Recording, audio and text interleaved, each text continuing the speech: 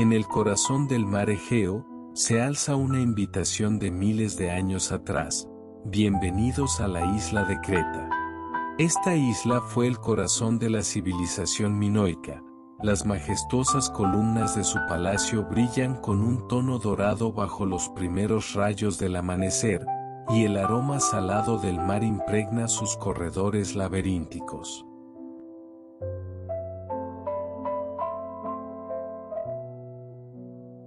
En este video, titulado El secreto de las olas azules, la legendaria minoica, rastrearemos las huellas de las leyendas que emergen de las cenizas de la catástrofe de Santorini, empezando por la naturaleza encantada de Creta, pasando por los frescos llenos de misterio y la estructura laberíntica de Cnosos, y de ahí a las ceremonias de fe, los rituales de tauromaquia y las antiguas rutas comerciales del Mediterráneo.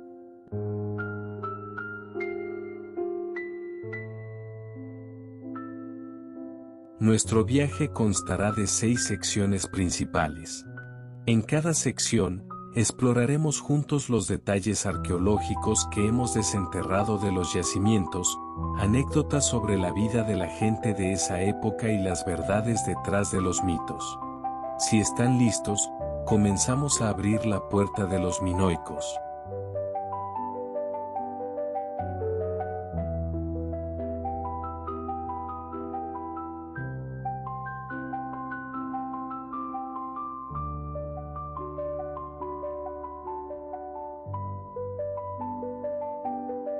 La isla encantada del Egeo y un primer vistazo a Cnosos. Mientras las frescas brisas del mar Egeo transportaban las cálidas arenas de miles de años atrás, la isla de Creta fue escenario de una de las experiencias de urbanización más tempranas de la historia de la humanidad. Las fértiles tierras del valle de Amari, que se tornan doradas bajo el abrasador sol de verano, crearon un milagro agrícola que se remonta a mediados del sexto milenio antes de Cristo. La tierra atrajo a las primeras comunidades al alimentar las semillas más valiosas de trigo, cebada y legumbres.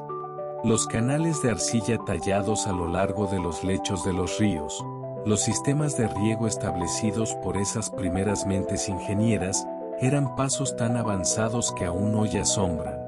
Los primeros asentamientos cobraron vida con el humo que se elevaba del yeso de sus muros de adobe. Las excavaciones en el Tel de Cefala revelaron casas con habitaciones dispuestas alrededor de un patio y graneros cilíndricos para semillas. Esta arquitectura sencilla tenía como objetivo tanto la protección como la creación de un sentido de comunidad. La gente se reunía en el centro de los patios para simples rituales que se celebraban ocasionalmente. Las sacerdotisas de la época celebraban la renovación de la naturaleza con danzas alrededor de altares de piedra, ofreciendo pequeñas figurillas de marfil y ofrendas de arcilla. Estos rituales no solo fortalecieron el espíritu comunitario, sino que también dieron origen a la primera economía de templo. A principios del tercer milenio antes de Cristo, el cansancio de las aldeas neolíticas dio paso a sociedades más organizadas y planificadas. Nuevos centros como Malia y Festos llamaron la atención con sus almacenes construidos con bloques de piedra caliza, tabletas de lineala con sellos impresos y complejas tallas de piedra ornamentales. Algunas tabletas de lineala del Palacio de Festos registraron detalladamente las cantidades de grano y las porciones de aceite de oliva, dando las primeras señales de una economía centrada en el palacio. En Malia, los almacenes de pasillos estrechos probablemente se utilizaron para el almacenamiento y la distribución de alimentos. Además, los talleres de cerámica encontrados allí revelaron la escala de producción de bienes comerciales. Esta ola de cambio sirvió como un puente hacia la primera fase del protopalacio de Cnosos. La primera estructura palaciega que se alzó en la colina de Cnosos compartía con las primeras arquitecturas palaciegas de la región helénica de Lerna mosaicos incrustados en el suelo, un diseño de patio interior y un esquema de pasillos estrechos. Los investigadores creen que esta similitud constituye un ejemplo temprano de comercio marítimo e intercambio cultural interinsular. El primer palacio de Cnosos fue construido en la cima de una pequeña colina de asentamiento. Gruesos muros protectores aseguraban la vida en el interior contra peligros externos. Al llegar al patio del palacio, uno se encontraba con una plaza sagrada de aproximadamente 12 metros cuadrados rodeada por pórticos columnados. Las losas de piedra perforadas en el suelo de este patio central fueron diseñadas para drenar rápidamente el agua de lluvia a los canales de mármol.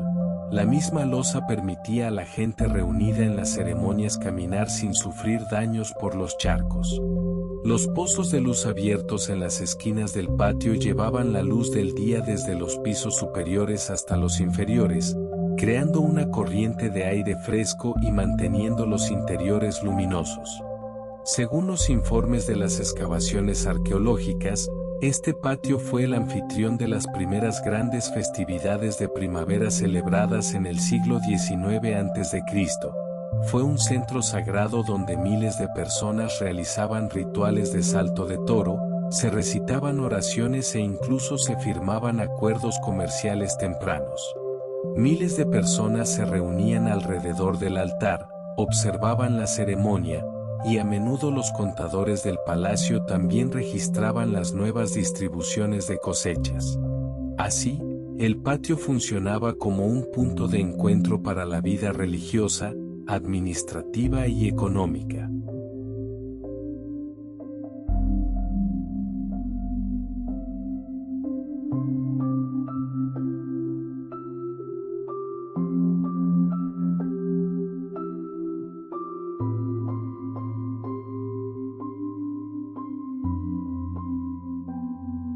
La primera fase del protopalacio de Cnosos se construyó en la cima de una colina. Gruesos muros de piedra protegían a la gente de su interior contra amenazas externas. Al entrar al patio del palacio, uno se encontraba con una plaza sagrada de aproximadamente 12 metros cuadrados, rodeada por todos sus lados de pórticos columnados. La luz del sol, que brillaba sin interrupciones, llegaba hasta los pisos inferiores a través de los pozos de luz en las esquinas del patio, iluminando los interiores con gran esplendor. El pavimento de piedra perforada en el suelo estaba diseñado para drenar rápidamente el agua de lluvia hacia los canales de mármol. En los días de ceremonia, estos canales estaban pensados para que la gente pudiera realizar con seguridad las ceremonias del agua sagrada. Los informes de las excavaciones arqueológicas ofrecen indicios de la primera fiesta de primavera celebrada en este patio en el siglo XIX a.C. Miles de personas se reunían alrededor del altar, participaban en rituales de salto de toro y se firmaban acuerdos agrícolas acompañados de oraciones. Los contadores del palacio registraban meticulosamente las distribuciones de las nuevas cosechas.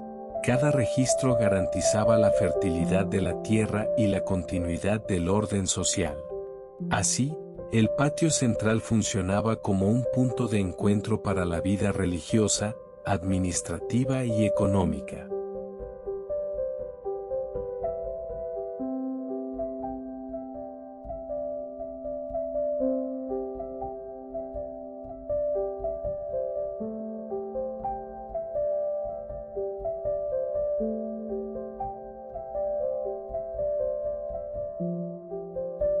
Con la transición de Cnosos al periodo minoico medio, el complejo palaciego se expandió capa por capa, adquiriendo la apariencia de un gigantesco laberinto.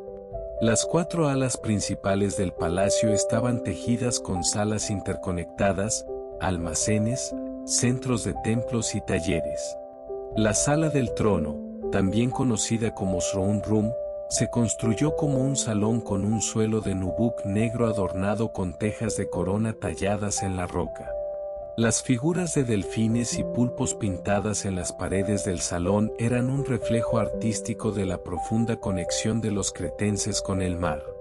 Estos fragmentos de frescos mostraban una mezcla magistral de tonos azul marino obtenidos de pigmentos de conchas marinas y tonos verdes aclarados con cenizas de algas. Los pórticos columnados que se alzaban justo al lado de los frescos de las paredes se construyeron utilizando madera. Los diseños de las columnas, con bases gruesas y cimas más delgadas, combinaban la flexibilidad del sistema de soporte con la elegancia estética. Las huellas de agua en los enlucidos de las paredes encontrados en las excavaciones arqueológicas demuestran la complejidad de los antiguos canales de agua y túneles de drenaje. Los sistemas de patios interconectados permitían que el agua se transportara de manera controlada tanto a las áreas ceremoniales como a los espacios de vida diaria. De esta manera, cada rincón del palacio se mantenía luminoso y fresco, mientras que al mismo tiempo se eliminaban las aguas residuales. Las torres de vigilancia del palacio, que funcionaban como alarmas contra peligros como la guerra, los terremotos y los incendios, estaban ubicadas en puntos que daban al patio principal. Desde las plataformas elevadas, se veía que las coloridas tejas del techo del palacio y los olivares circundantes formaban un mosaico infinito. Según las notas de excavación de Harrison, las piedras quiquis encontradas en los pasillos del palacio creaban una atmósfera sagrada al resonar durante los pasajes ceremoniales. Este brillante periodo de Cnosos también marcó una era en la que el tejido social se enriqueció. Los grabadores de sellos, los maestros de talleres de cerámica y los sirvientes del templo que trabajaban dentro del palacio eran parte de una compleja organización que sustentaba la vida diaria. Cada mañana, se enviaban mercancías desde los almacenes del palacio a la ciudad. Los registros grabados en tablillas de arcilla documentaban meticulosamente los detalles de este flujo. Así, el Palacio de Cnosos del período minoico medio se destacó como uno de los centros más magníficos de la antigüedad, tanto en ingeniería como en arte y organización social.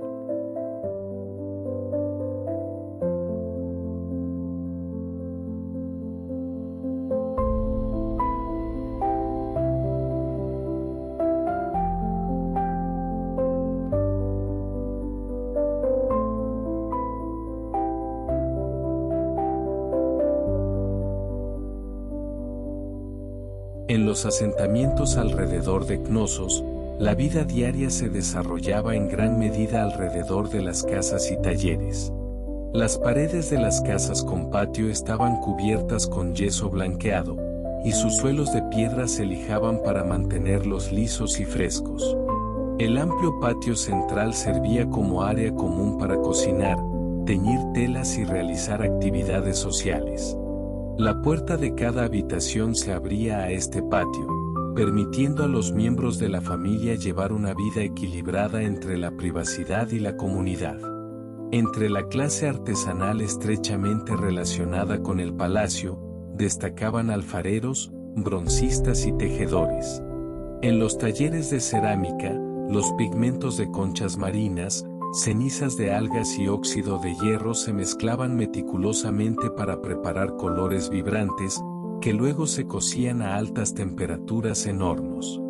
Los depósitos producidos satisfacían tanto el uso diario como las necesidades rituales del palacio. En los talleres de metal, las herramientas de bronce hechas de una mezcla de cobre y estaño se utilizaban para trabajos agrícolas y de construcción, y también se hicieron comunes como bienes comerciales.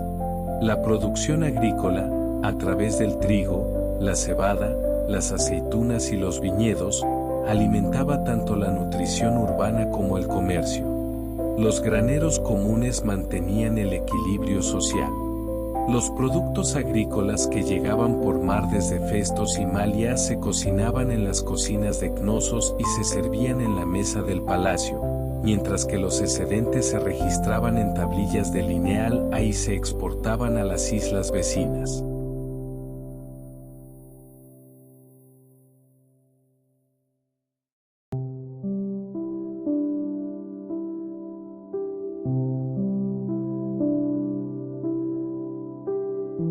El Palacio de Cnosos del nuevo periodo minoico fue una verdadera obra maestra arquitectónica, con miles de habitaciones, estructuras de varios pisos y sistemas de patios interconectados. Desde los graneros en el ala este hasta los talleres de cerámica en el oeste, cada sección fue construida con una integridad tanto funcional como estética. Los suelos de mármol brillaban con la cálida luz del día que se filtraba a través de los pozos de luz, mientras que los techos con vigas de madera proporcionaban una sombra fresca. Los túneles de alcantarillado y las cisternas permitían el uso continuo del agua tanto en ceremonias sagradas como en la vida diaria.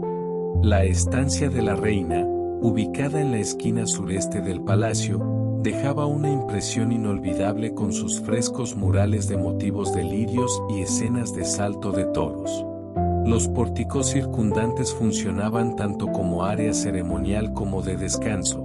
Los residentes del palacio se reunían en estos pórticos para compartir las noticias del día, y los artesanos probaban sus colores bajo la luz del sol. Cnosos no era solo un palacio, era el centro político, comercial y religioso de la región. Las decisiones tomadas aquí afectaban una geografía que se extendía desde las islas del Egeo hasta Anatolia, y los jóvenes líderes de la isla inspiraban a las generaciones futuras. Nuestro viaje por la segunda sección, desde las fértiles llanuras de Creta hasta las magníficas paredes de Cnosos, concluye aquí. En la próxima sección, nos enfocaremos en el mundo de creencias profundas del palacio, los rituales y cómo el simbolismo del toro se transformó en realidad a través de los mitos.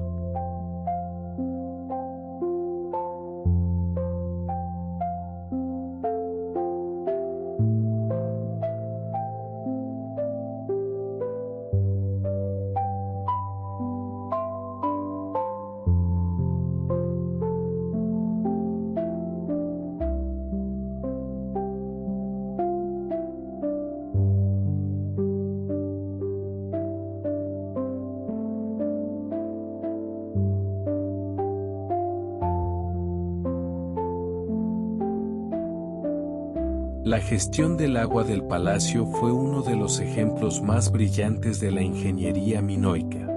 El agua de lluvia que se filtraba de las tejas de los techos del palacio se dirigía desde las canaletas de madera hacia los canales de mármol.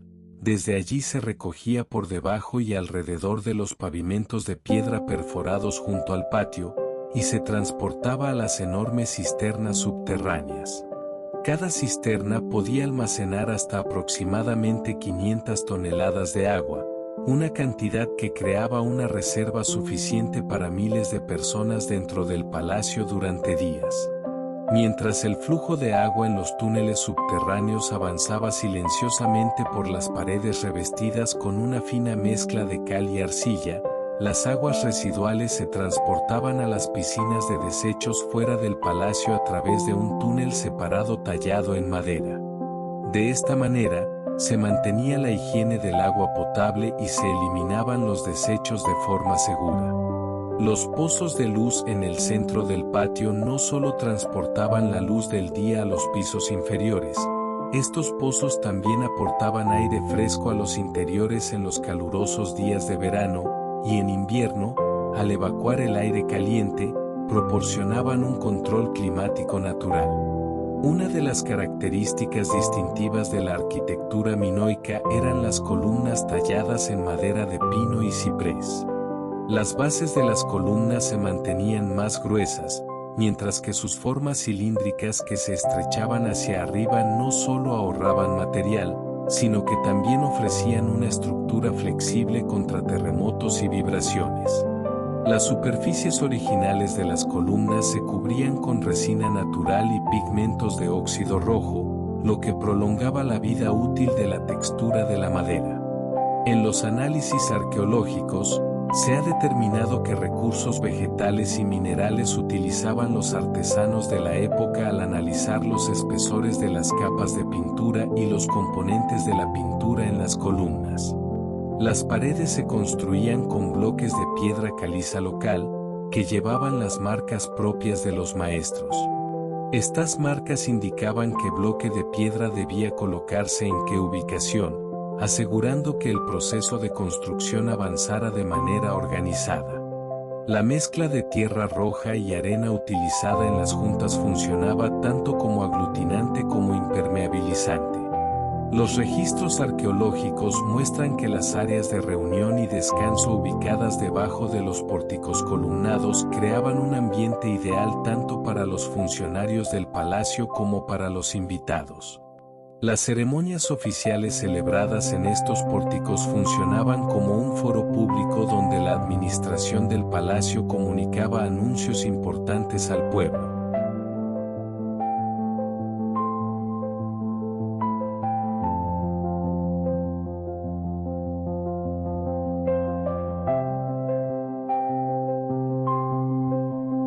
La arquitectura más típica de los asentamientos alrededor de Cnosos era el plano de casa con patio. Los patios, rodeados por paredes encaladas con cimientos de piedra, formaban el área de vida común de la familia. Las pequeñas habitaciones que se abrían desde el patio servían como cocina, dormitorios y almacenes. El suelo del patio estaba cubierto con losas de piedra lisas. En el centro se ubicaban las chimeneas de las cocinas y pequeños estanques de agua. Esta arquitectura establecía un equilibrio transparente entre la privacidad y la vida colectiva. Los miembros de la familia se reunían en el patio temprano por la mañana para preparar leche y cereales, y para determinar dónde instalar los telares.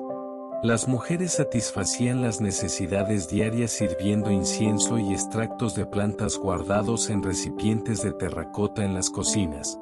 Los hombres ofrecían sus agradecimientos a las diosas familiares en el pequeño templo en el umbral de la puerta.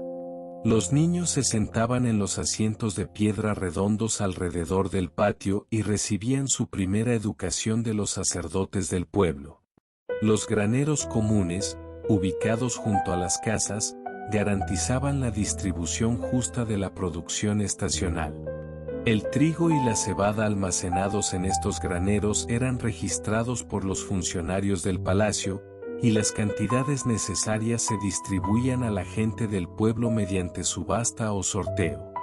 De esta manera, el orden arquitectónico no solo satisfacía la necesidad de refugio, sino que también funcionaba como un mecanismo que fortalecía la solidaridad social y las relaciones de producción.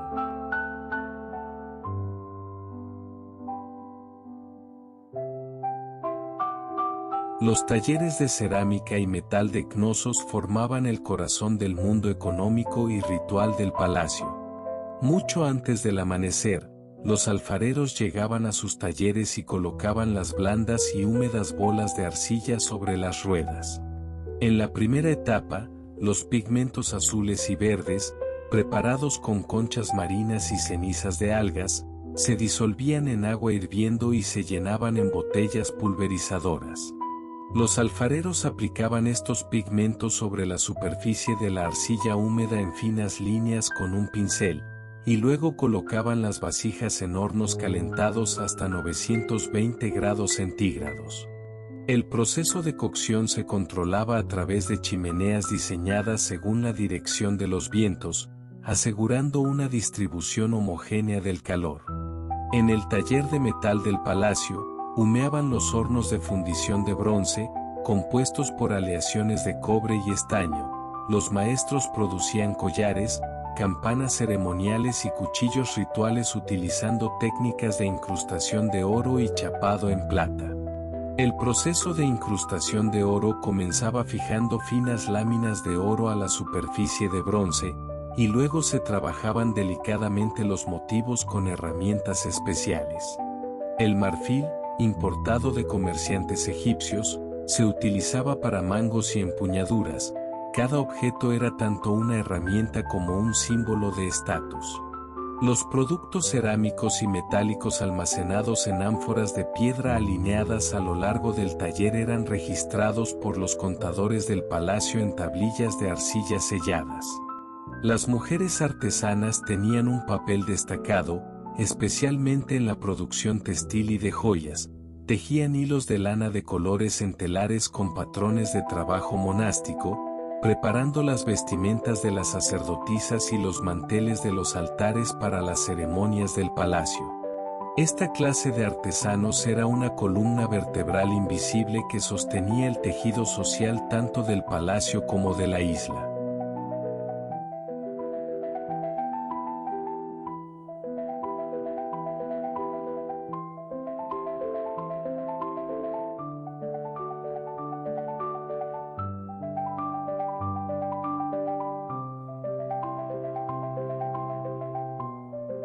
La sociedad minoica fue una de las pocas culturas en el mundo antiguo donde las mujeres asumieron roles centrales tanto en la vida religiosa como económica. En los templos ubicados en el corazón del palacio, las mujeres que ostentaban el título de sacerdotisas llevaban la estatua de la diosa madre en las ceremonias de oración por la lluvia y las festividades de la cosecha, dirigían las oraciones sagradas y eran respetadas como líderes espirituales de la comunidad. En estas ceremonias, el área ritual era protegida por sacerdotisas vestidas con túnicas de lino blanco, la gente se alineaba colectivamente y se ofrecía gratitud por la renovación de la naturaleza con danzas organizadas alrededor del altar. Las mujeres también desempeñaban un papel activo en las actividades comerciales del palacio como la dinamo de la economía. En las impresiones de sellos encontradas en el puerto de Cnosos, aparecen nombres de mujeres comerciantes como Amara y Canta. Ellas organizaban el transporte de bienes valiosos como madera, obsidiana y telas finamente tejidas. Las mujeres comerciantes establecieron rutas de caravanas entre las islas del Egeo y los puertos de Anatolia, y actuaron como embajadoras diplomáticas, construyendo puentes en las relaciones exteriores del palacio. La economía doméstica también estaba bajo la gestión de las mujeres. En las casas de piedra con patio, la primera mujer de la familia planificaba los gastos comunes en reuniones regulares, supervisaba las porciones en los graneros comunes y asumía un papel de mediadora en los pequeños tribunales familiares. Estas personas, en colaboración con la administración rural del palacio, protegían el bienestar de la gente del pueblo y aseguraban el equilibrio social. Estas claras definiciones de roles sociales hicieron que la civilización minoica fuera tanto duradera como flexible. La posición de autoridad de las mujeres, tanto espiritual como comercial, dio forma a los mecanismos políticos y culturales del palacio. El legado de la sociedad para la próxima generación se aseguró con las habilidades de liderazgo bidireccional de las mujeres.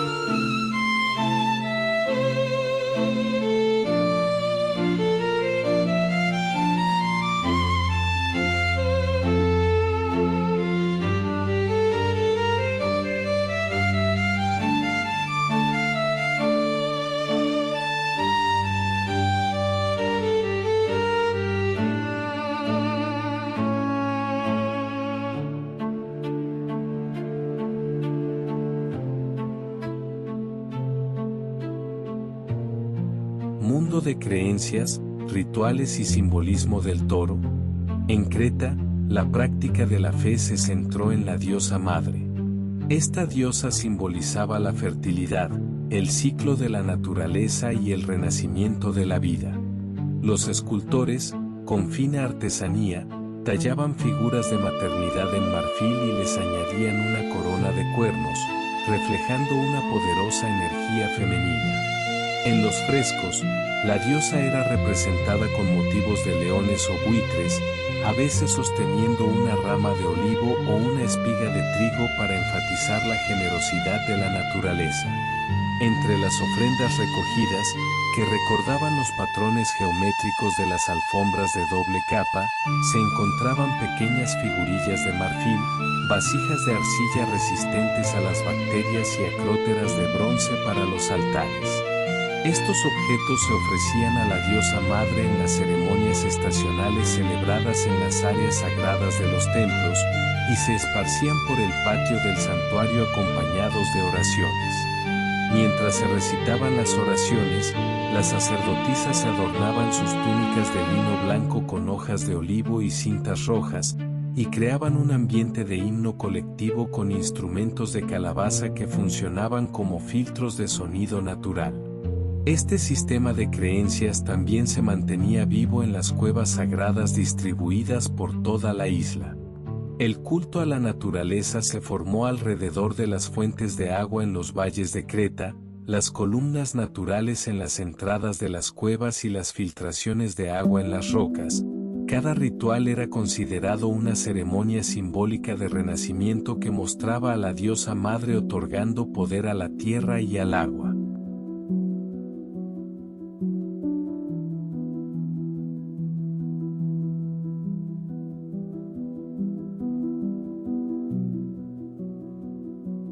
En Creta, el calendario se basaba en los ciclos de la naturaleza. Cada estación se recibía con rituales y festividades.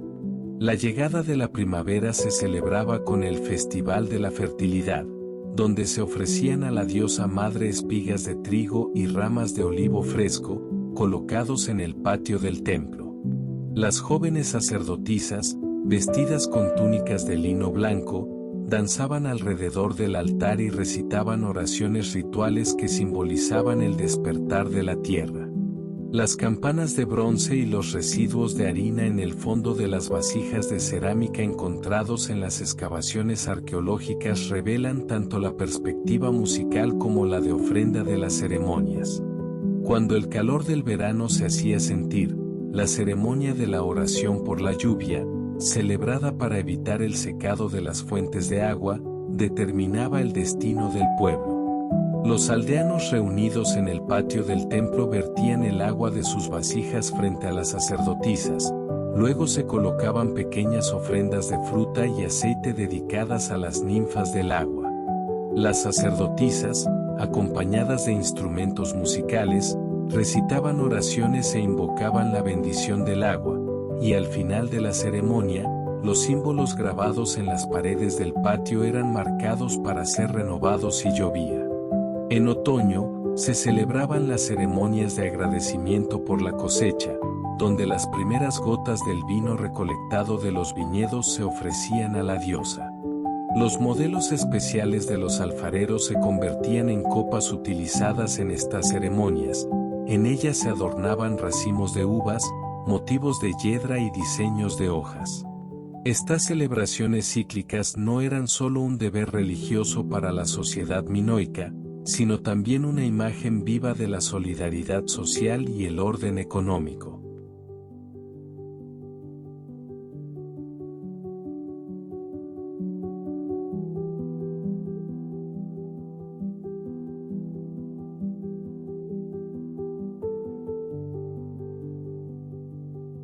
Mundo de creencias, rituales y simbolismo del toro, parte 3. El toro, en la creencia minoica, era un ser sagrado que simbolizaba tanto la fertilidad femenina como el poder masculino. Las ceremonias de salto de toro no eran una colisión en la arena, sino una exhibición de armonía y valentía. Al comienzo del ritual, los cuernos del toro se pintaban con pigmento azul y se le colocaban máscaras apropiadas para las vestimentas sagradas. Los ciudadanos se reunían en los escalones de piedra alineados bajo los pórticos columnados, contenían la respiración esperando al saltador. Al entrar en la arena, el saltador se ataba delgadas correas de cuero a los tobillos y se agarraba a los cuernos del toro con una mano, mientras con la otra mantenía el equilibrio. El toro, simbólicamente, portaba el espíritu de la diosa madre. Que el saltador dejara atrás al toro con una voltereta hacia atrás era una presentación semiótica de abundancia y renovación. Un salto exitoso se consideraba tanto una victoria física como una victoria espiritual dedicada a la diosa. Al final de la ceremonia, se le regalaba al saltador un puñado de cinta roja de los cuernos del toro. En los frescos, este ritual se representa con líneas simples en una composición fluida. La forma elegante del saltador contrasta con la silueta poderosa del toro. La escena de salto de toro grabada en el interior de una vasija de cerámica encontrada en las excavaciones arqueológicas muestra que esta ceremonia penetró profundamente tanto en los productos cotidianos de los talleres como en los rituales sagrados.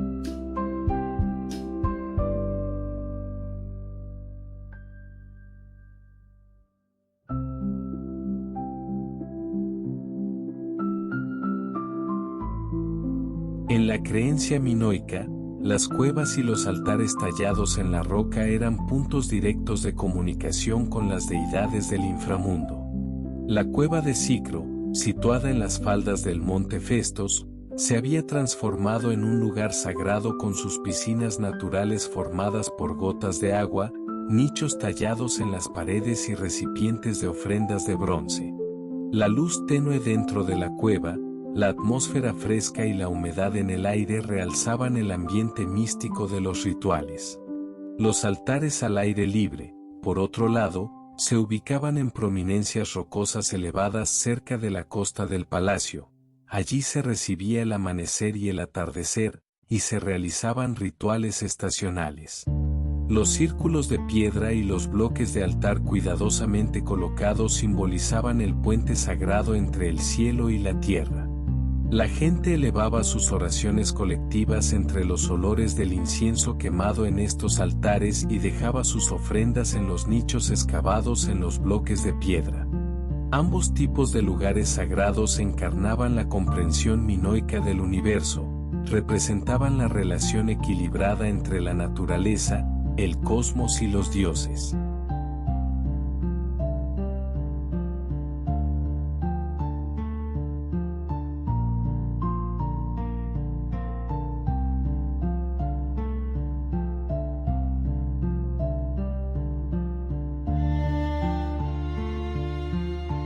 Uno de los legados más perdurables de la civilización minoica es el mito del laberinto y el Minotauro, una criatura mitad hombre y mitad toro. Según la leyenda, el rey Minos hizo construir una estructura compleja bajo el palacio para simbolizar su autoridad en la isla de Creta, en medio del Mediterráneo.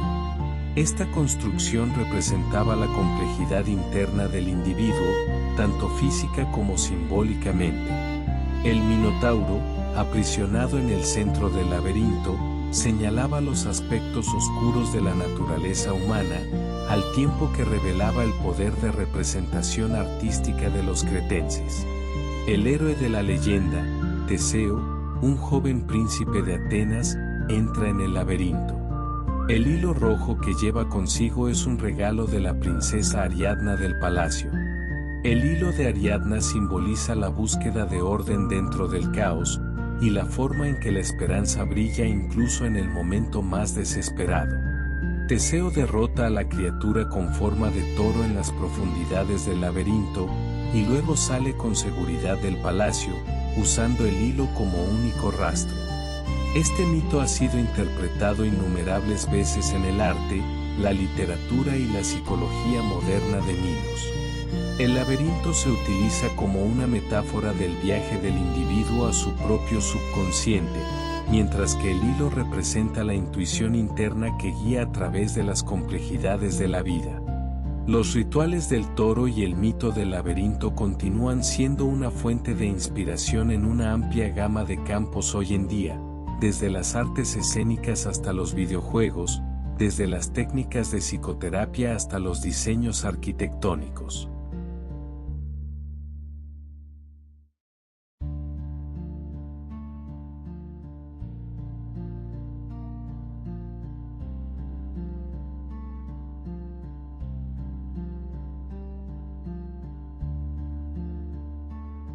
Red comercial mediterránea y la Edad de Oro minoica. Desde mediados del tercer milenio a.C., los cretenses construyeron una extensa red comercial que se extendía desde las pequeñas aldeas portuarias del mar Egeo hasta las costas oriental y occidental del Mediterráneo. El puerto de Cnosos era el centro neurálgico de esta red. Desde allí se gestionaban ricas rutas de navegación que conectaban directamente con las islas del Egeo al norte, las costas de Anatolia al este y las costas de Egipto al sur. Las embarcaciones comerciales se construían con una técnica de planchas que combinaba madera de cedro y ciprés. Los cascos de los barcos, gracias a sus perfiles robustos, podían resistir viajes en alta mar con oleaje. Sus velas triangulares se ajustaban según la dirección del viento para optimizar la velocidad en viajes de larga distancia. Rollos de papiro de Egipto, lingotes de cobre de Chipre y herramientas de bronce y obsidiana de Anatolia, todo se reunía en los almacenes de Cnosos, se reprocesaba y se convertía en bienes valiosos que satisfacían las necesidades del palacio y se destinaban a la reexportación. Los documentos comerciales se registraban meticulosamente en tablillas de lineal selladas. Algunas tablillas contienen información como que una ánfora equivalía aproximadamente a un odre de agua, y un litro de aceite de oliva tenía un valor equivalente a 3 racimos de uvas. Estos registros son una fuente de datos inestimable para comprender los complejos equilibrios de oferta y demanda y las conexiones de ultramar de la economía minoica. Los muelles del puerto de Cnosos se construyeron en una bahía natural, sus embarcaderos con postes de madera y sus aguas poco profundas y protegidas para las barcas de pesca albergaban tanto pequeñas flotas pesqueras como grandes buques de pasajeros.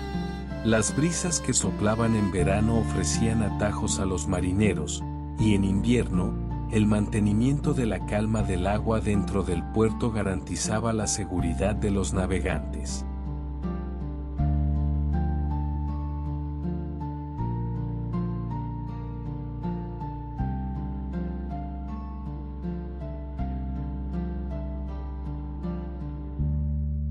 Uno de los elementos más fiables del comercio minoico era la protección de las mercancías con sellos de arcilla dura contra intervenciones no autorizadas.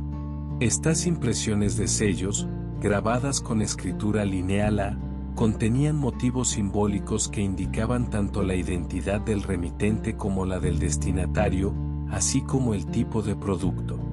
Más de 1500 ejemplos de sellos encontrados en las excavaciones actuales demuestran la meticulosidad con la que actuaban los comerciantes minoicos en sus relaciones económicas. Los símbolos de espiral, onda y toro presentes en cada sello codificaban diferentes productos comerciales como aceite de oliva, trigo y ánforas de cerámica, lo que indicaba una vasta red logística.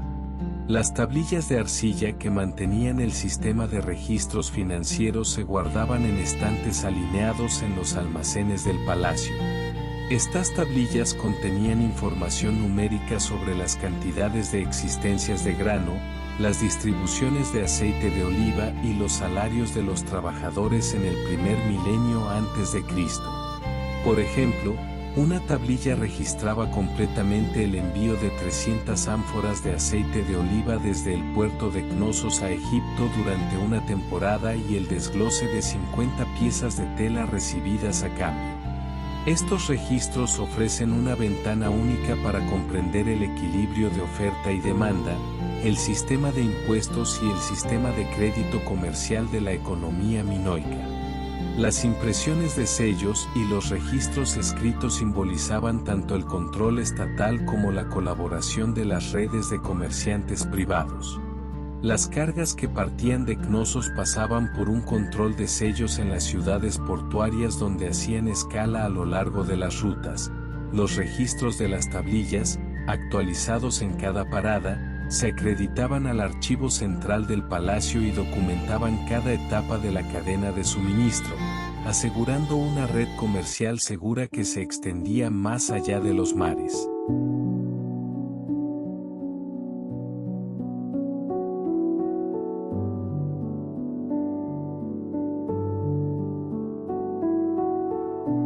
El periodo entre 1700 y 1450 a.C. se conoce como la Edad de Oro minoica. En esta era, los ingenieros del Palacio de Cnosos fueron pioneros en la aplicación de la energía hidráulica a los procesos de producción. Los molinos hidráulicos construidos en los pisos inferiores del ala norte del palacio transferían la presión del agua dirigida por canales de mármol a enormes ruedas, proporcionando una capacidad de moler un promedio de 200 kilogramos de harina por día. La velocidad de rotación de la muela se ajustaba con sensores de nivel de agua y presión sobre el canal, asegurando una producción ininterrumpida. Además, se utilizaban niveles de agua que funcionaban con la descarga controlada de agua a presión para medir el contenido de humedad de la harina molida. De esta manera, se mantenía la misma calidad en cada lote y se prevenían los deterioros que podría causar el exceso de humedad.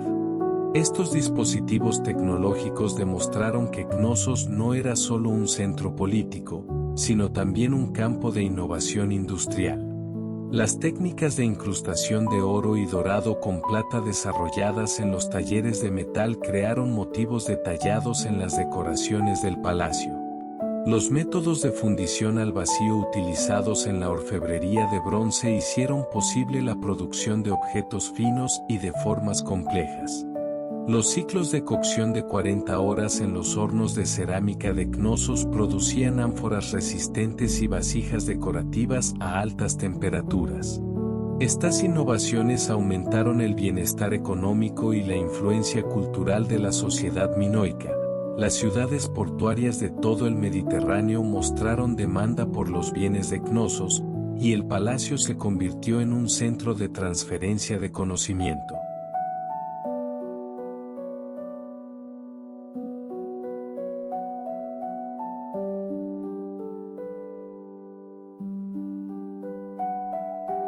Los talleres de metal del Palacio de Knossos revelaron los ejemplos más impresionantes del arte y la artesanía minoica.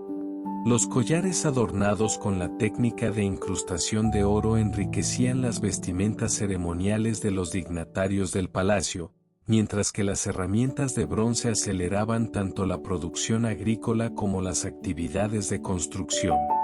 La incrustación de oro comenzaba fijando finas láminas de oro a la superficie de bronce.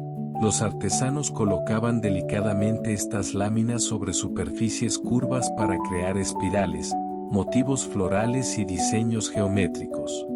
Luego, los motivos incrustados se detallaban con martillos y herramientas de grabado especiales, y la superficie se alisaba y pulía.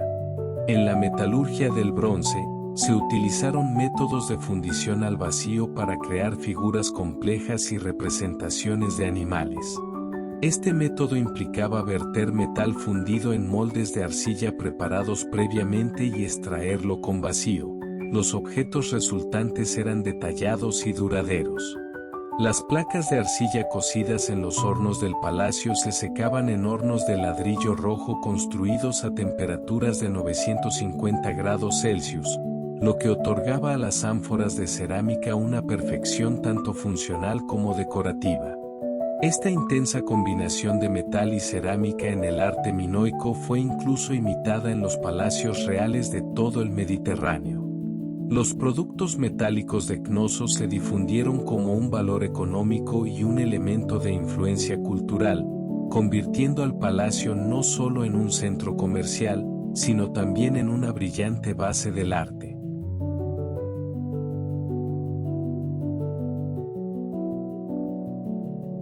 La red comercial minoica no solo facilitó el movimiento de mercancías, también afectó profundamente el tejido económico y social de la sociedad cretense.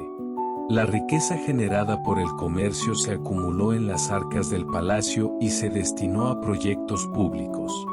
Se construyeron nuevas carreteras, instalaciones portuarias y sistemas de agua.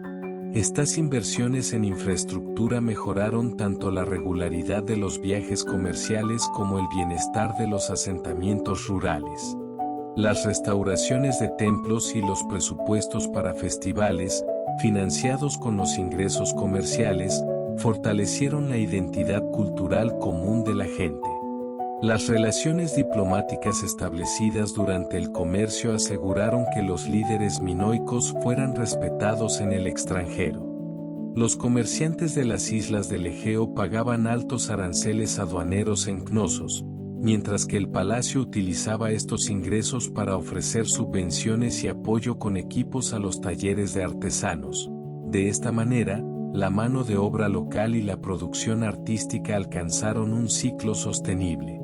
Los aldeanos seguían las cosechas transferidas a los graneros comunes mediante el sistema de registros lineal A, y en tiempos de crisis se implementaban mecanismos de distribución de emergencia. Este modelo de reparto equitativo mantuvo la paz social y fortaleció la solidaridad comunitaria. Además, los cretenses en las colonias establecidas a lo largo de las rutas comerciales difundieron la cultura minoica, llevando a nuevas geografías los motivos utilizados en las ceremonias religiosas, los diseños de cerámica y las técnicas de impresión de sellos.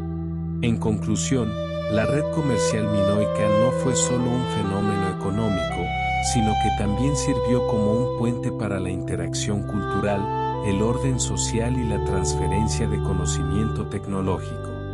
Este legado mantuvo sus huellas en las civilizaciones posteriores del mundo mediterráneo, asegurando que Minoas desempeñara un papel brillante en la escena histórica.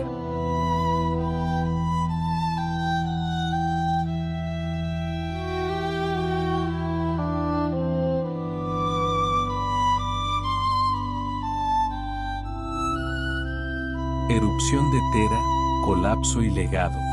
La gigantesca erupción volcánica en las profundidades de la isla de Santorini creó uno de los mayores desastres geológicos del mundo antiguo, alrededor del año 1600 a.C. Este evento fue una erupción gradual con una magnitud entre 7 y 8 en la escala de índice de explosividad volcánica. Los datos estratigráficos documentaron capas de ceniza de más de 1 metro de espesor en las costas del Egeo y Anatolia el siglo pasado. Se detectaron capas de ceniza de 70 centímetros en la isla de Lesbos, 25 centímetros en la bahía de Esmirna y 10 centímetros alrededor de Mileto. La datación por radiocarbono indicó que estas capas se acumularon entre el 1627 y el 1600 a.C. Los análisis geoquímicos revelaron que la erupción causó un enfriamiento climático a corto plazo a través de los aerosoles que generó en la atmósfera. En los registros de Egipto y Mesopotamia, se encuentran comentarios sobre olas de frío inusuales y pérdidas de cosechas. Estos registros demuestran que el impacto del desastre de Tera se extendió más allá del Mediterráneo.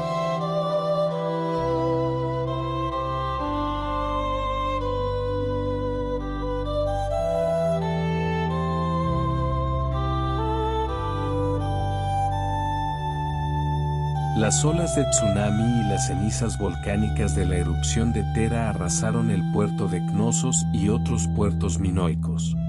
Los muelles se derrumbaron, los embarcaderos de madera se hicieron pedazos, y las bahías protegidas donde los barcos mercantes atracaban de forma segura quedaron inutilizables debido a los mástiles rotos y los rompeolas desaparecidos. El comercio de ultramar se paralizó. Los barcos mercantes que se extendían desde Creta hasta Egipto y Anatolia tuvieron que cambiar sus rutas, y se buscaron nuevos mercados. En las cartas de Amarná se registra que las entregas de aceite de oliva y cerámica de Cnosos a los comerciantes egipcios se retrasaron y que hubo interrupciones en el comercio. En los primeros años en que la capa de ceniza volcánica cubrió las tierras agrícolas, los olivares y viñedos sufrieron graves daños. La fertilidad del suelo disminuyó y las cantidades de cosecha se redujeron a la mitad. La gente tuvo que importar alimentos de emergencia de las islas vecinas. Las distribuciones de los graneros comunes se duplicaron. Esta crisis llevó a la prueba de los mecanismos de ayuda social. Las raciones de trigo retiradas de los almacenes se trasladaron a los centros de las aldeas para reducir el riesgo de hambruna, y los registros de la gestión de la crisis se pasaron a tablillas de lineal A. La migración de la población rural a las ciudades provocó superpoblación y riesgo de epidemias en los centros urbanos. Aparecieron grietas en el tejido social, se establecieron refugios temporales, y la infraestructura de salud e higiene se vio exigida al máximo. El retraso en el comercio interrumpió el flujo de ingresos de la tesorería del palacio y los proyectos de construcción pública se ralentizaron. La reactivación del comercio marítimo, que era la columna vertebral de la economía minoica, dependía de décadas de esfuerzos de recuperación.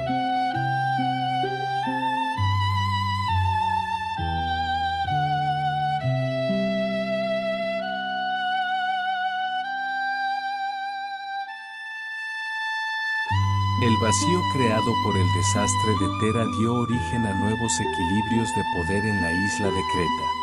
A finales del siglo XVI a.C., los micénicos tomaron el control del palacio de Cnosos. Los gobernantes con el título de Guanax mencionados en las tablillas del Lineal B sucedieron a la dinastía minoica. Las tablillas almacenadas en los depósitos y archivos del palacio se convirtieron en los documentos oficiales de esta transición. Los micénicos, conservando las huellas de la arquitectura minoica, construyeron en sus propias estructuras patios de transición, muros fortificados y galerías con pórticos. El sistema administrativo del palacio se actualizó con nuevos registros de impuestos y raciones de cebada registrados en el sistema de escritura Lineal B, mientras que las ceremonias religiosas también continuaron parcialmente las tradiciones minoicas. La interacción cultural continuó con la adopción de las técnicas de frescos por parte de los artistas micénicos, aunque la paleta de colores se desplazó ligeramente hacia los tonos tierra. Las escenas de salto de toro, las espirales y los motivos marinos también aparecieron en los murales micénicos, pero las representaciones de pulpos y delfines fueron reemplazadas por diseños de espino y águila. Esta evolución ofreció una rica síntesis que simbolizaba tanto la continuidad como la transformación. Las innovaciones que los micénicos introdujeron en el ámbito político y económico transformaron la gestión portuaria y el sistema de almacenamiento agrícola de Cnosos en una estructura más centralizada y jerárquica. Los nuevos líderes del palacio cambiaron los signos jeroglíficos en los sellos de las ánforas que llevaban, determinando su clan y sus áreas de poder. De esta manera, se documentó la transición del modelo de bienestar colectivo del periodo minoico a la autoridad centralizada micénica.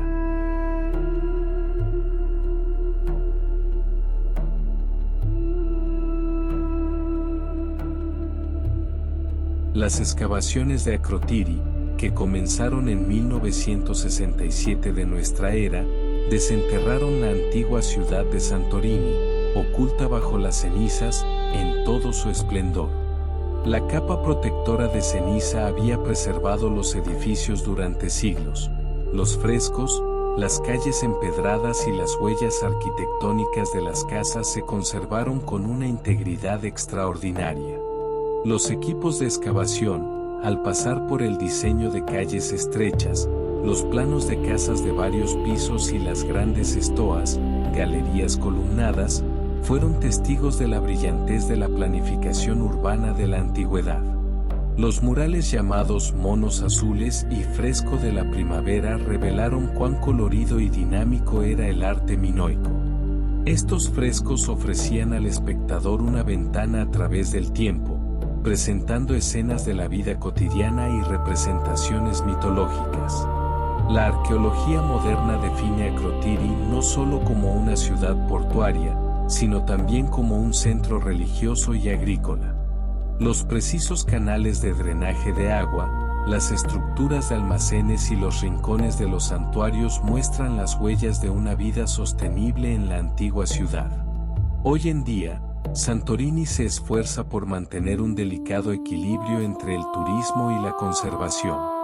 Su estatus de Patrimonio de la Humanidad por la UNESCO no solo regula el acceso de los visitantes, sino que también permite la construcción de refugios protectores para evitar que los frescos y las estructuras antiguas se dañen por los cambios de humedad y temperatura. De este modo, este mundo antiguo a la sombra del desastre de Tera sigue existiendo como un museo al aire libre que transmitirá con seguridad las voces del pasado a sus visitantes modernos.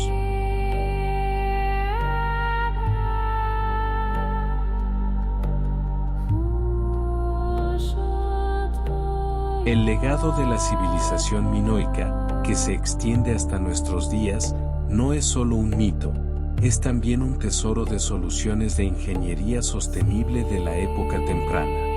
La gestión del agua y los sistemas de ventilación pasiva del Palacio de Cnosos se reinterpretan en los proyectos de ecoarquitectura moderna. Los tanques de recolección de agua y los pozos de luz, construidos con materiales ligeros, son una fuente de inspiración para la planificación urbana sostenible.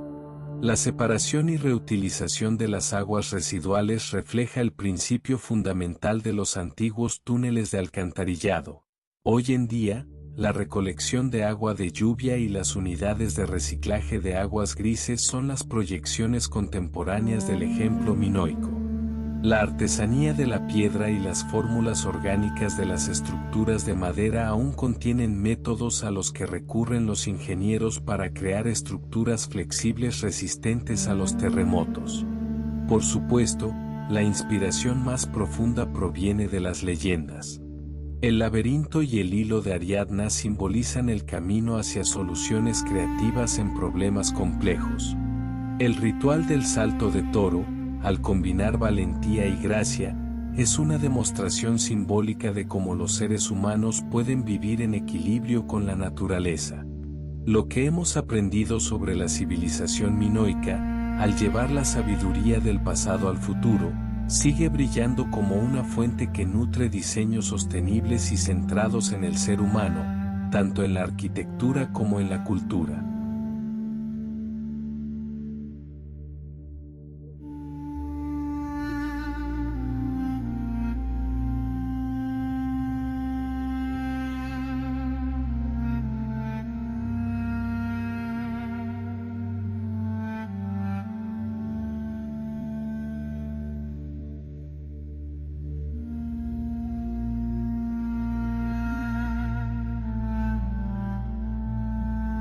Y así, hemos escuchado los susurros provenientes de los majestuosos palacios de la civilización minoica, hemos sido testigos de las fértiles llanuras de Creta, de los frescos adornados con pigmentos de conchas marinas, de los ecos de los rituales sagrados y de la luz de las redes comerciales establecidas en mares lejanos. Las leyendas nacidas de las cenizas de Santorini, la complejidad del laberinto y el esperanzador hilo de Ariadna nos han mostrado una vez más cómo el pasado moldea nuestro presente. El genio de la ingeniería minoica, el liderazgo de las sacerdotisas y su espíritu marinero son la historia no solo de una civilización antigua, sino también de la creatividad humana que desafía el tiempo.